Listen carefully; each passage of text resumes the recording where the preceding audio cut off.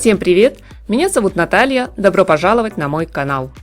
В рамках фэшн-марафона на неделе моды в Нью-Йорке одним из самых эмоциональных показов я назову презентацию коллекции весна-лето 2023 бренда Ralph Lauren.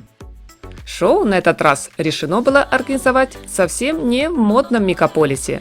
Дизайнер предложил отправиться в Южную Калифорнию, в знаменитую столицу киноиндустрии и телевидения, в Лос-Анджелес, а точнее в пригород Сан-Марино, где расположен целый музейный комплекс на базе виллы миллионера Генри с великолепным ботаническим садом, библиотекой, художественными галереями.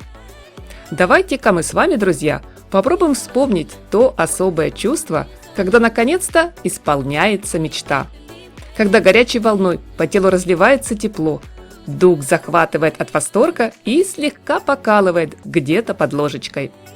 Что-то подобное, судя по комментариям к шоу, ощутил и сам дизайнер Ральф Лорен.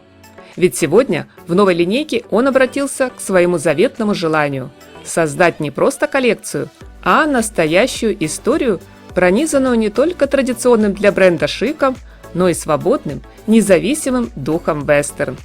Яркой и дерзкой с коллажем сочных расцветок, без условностей и ограничений уличной модой. Всевозможными вариациями на тему спорта, в частности конного пола и регби. Также уверенно и без колебаний затронуть направление в стиле сафари и мотивы беззаботной моды хиппи с явным предложением побыстрее сбежать от городской суеты навстречу жаркому солнцу и широким просторам. А потом в грандиозном финале приправить все это целым калейдоскопом неоновых красок, где фуксия, алый, лимонный и апельсиновый словно гипнотизируют и как магнитом притягивают взгляд. В общем, сказано, сделано. И дизайнер уверен, все получилось.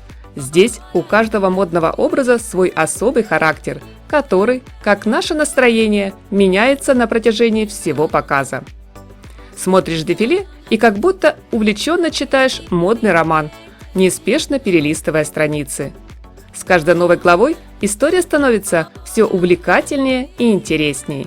Сердце замирает в ожидании развязки, хотя точно знаешь, что по концовке все будет хорошо.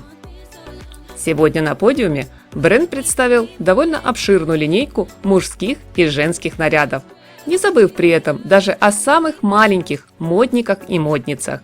Со слов дизайнера, это коллекция о том, как наслаждаться жизнью, природой и цветом.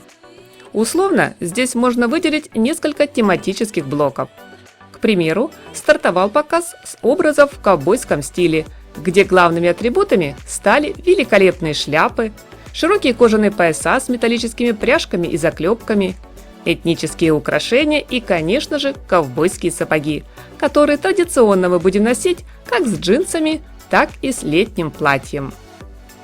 Вдохновением к следующей серии модных ансамблей оказалась давняя фотография, сделанная где-то в 70-х годах на французской ривьере.